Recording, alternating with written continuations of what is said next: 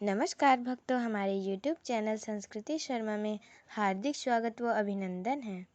आज हम आप सभी को कामदा एकादशी व्रत कथा के बारे में सुनाने जा रहे हैं, जो कुछ इस प्रकार से है। इस साल कामदा एकादशी 19 अप्रैल को है। चैत्र शुक्ल की एकादशी व्रत भगवान विष्णु को समर्पित है। इस दिन पूजा करने से भगवान विष्णु का विशेष आशीर्वाद प्राप्त होता है।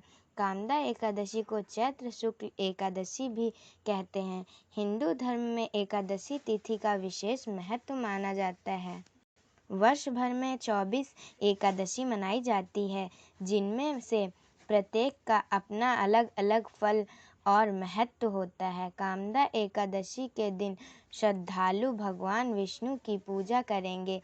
यहाँ पौराणिक कथा के अनुसार भगवान श्री कृष्ण ने धर्मराज युधिष्ठिर को कामदा एकादशी की व्रत कथा सुनाई थी, जिनके अलावा भगवान राम के पूर्वज राजा दिलीप ने भी कामदा एकादशी का महत्व और कथा गुरु वशिष्ठ से सुनी था।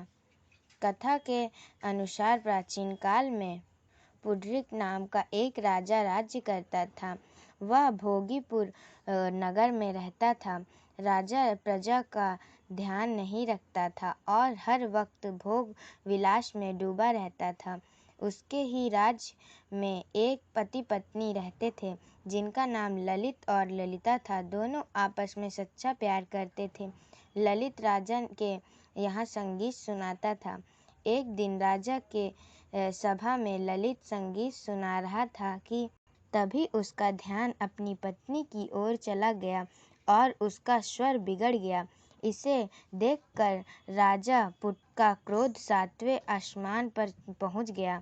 राजा इतना क्रोधित हुआ कि उसने क्रोध में आकर ललित को राक्षस बनने का श्राप दे दिया। राजा के श्राप से ललित मांस खाने वाला राक्षस बन गया। अपने पति का हाल देख ललिता बहुत दुखी हुई। पति को ठीक करने के लिए हर किसी से उपाय पूछती रही।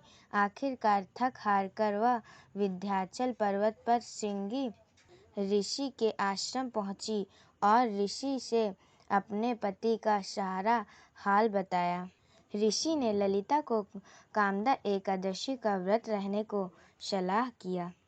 ऋषि ने कामदा एकादशी का व्रत का प्रताप बताया और ललिता से इस व्रत को करने को कहा। ललिता ने ऋषि के बताए हुए अनुसार शुक्ल पक्ष की एकादशी कामला एकादशी का व्रत रखा और भगवान विष्णु का ध्यान करते हुए विधि विधान से पूजा अर्चना की।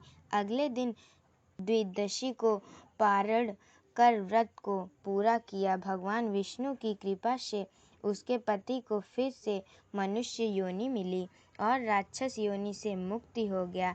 इस तरह दोनों का जीवन हर तरह से कष्ट से मिट और वे सुखी जीवन जीने लगे। फिर श्री हरि का भजन कीर्तन करते दोनों मोक्ष को प्राप्त हुए। भक्तों, आपको हमारी